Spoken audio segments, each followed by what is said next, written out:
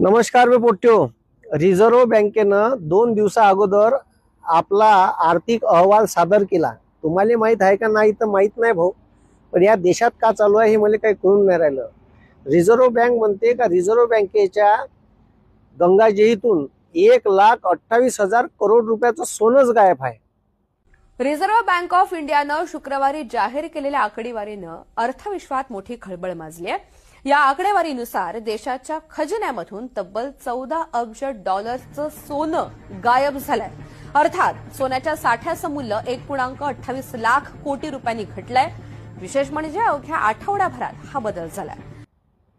आता मला सांगा, जर रिझर्व्ह बँकेतून 1,28,000 करोड रुपयाचं सोनं गेलं कुठं, याचा अतापताच रिझर्व्ह बँक नाही म्हणते। हे सोनं कोण दाबलं? सत्तेत असणाऱ्यांनी दाबलं का?